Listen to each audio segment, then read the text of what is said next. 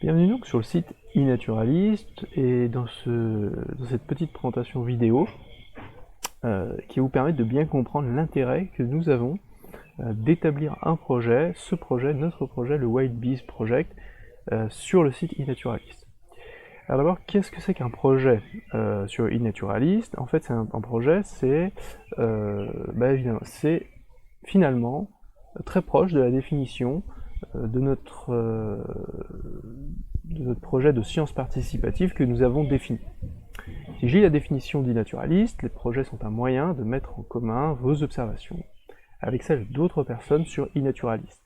Si vous souhaitez démarrer un projet scientifique entre citoyens ou gérer des onglets sur les oiseaux du voisinage, les projets sont moyens d'y arriver.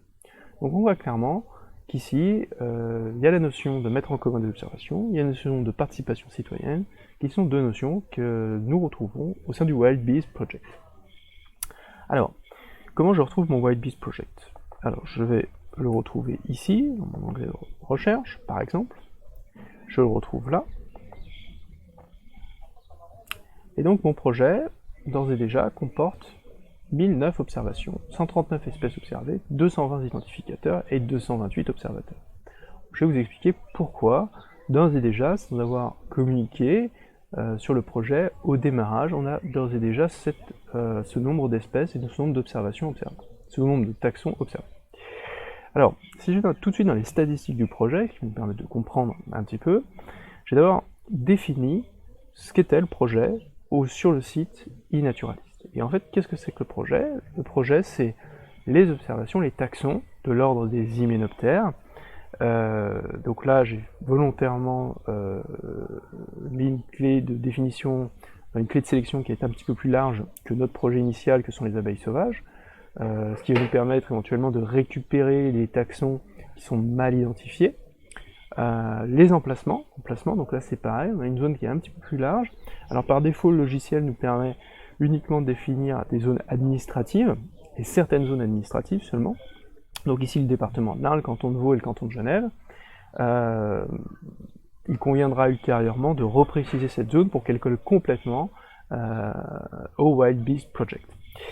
Les utilisateurs, pas de restriction, les projets, pas de restriction, le niveau de qualité des observations, pas de restriction. C'est un point sur lequel il faudra que nous travaillions, parce qu'en fait si on regarde ici sur nos observations, le niveau de qualité il est relativement faible, puisque 77% des observations méritent d'être confirmées. Une observation qui doit être confirmée, c'est une observation qui est réalisée une fois, elle doit être confirmée par deux autres utilisateurs pour être dans cette partie-là de niveau de recherche, qui constitue des taxons et une base de données plus solide et plus robuste. Les types de médias associés aux observations, tous, les dates, tous, et établissements, tous. L'idée ici étant d'être relativement large malgré tout pour capter un maximum d'observations. Et donc, vous, en tant qu'utilisateur, en fait, sans le vouloir, sans même connaître le Wild Bees Project, à partir du moment où, sur votre espace, ici, vous réalisez une observation, si je prends par exemple mon bourdon ici, bourdon terrestre, observé à Cergy, eh bien, je vais voir qu'il est automatiquement rattaché au Wild Bees Project. Et ça, parce qu'en fait, il est à la fois sur ma zone géographique, et à la fois, il correspond au taxon que je souhaite observer sur le Wild Bees Project.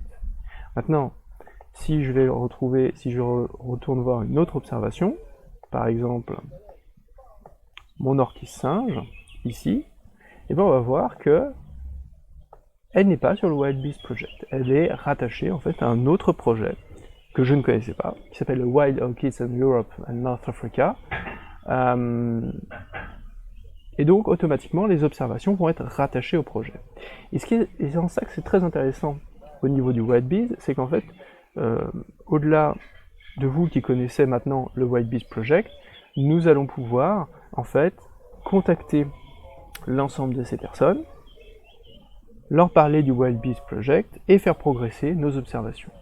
Ce sont également de très bonnes ressources pour nous permettre de renforcer la robustesse de notre base de données en participant aux identifications d'espèces. Enfin, l'intérêt de l'application iNaturalist, il s'entend également par les statistiques que l'on peut observer sur notre projet. Si j'affiche l'ensemble de mes observations, j'ai un bouton ici qui apparaît, qui me permet d'exporter mes observations et d'exporter en format Excel l'ensemble de mes observations avec l'ensemble des paramètres que je souhaite. Et cela va nous permettre en fait de générer un travail statistique supplémentaire et ainsi de réaliser un travail scientifique sur l'ensemble des observations et de la base de données réalisée. Pour toutes ces raisons, nous avons choisi iNaturalist, et pour toutes ces raisons, nous vous encourageons à enregistrer vos observations sur iNaturalist. J'espère que ce tuto vous a permis de mieux comprendre le pourquoi. Nous restons bien sûr à votre disposition pour toutes vos questions, et si nos explications manquaient de clarté aujourd'hui.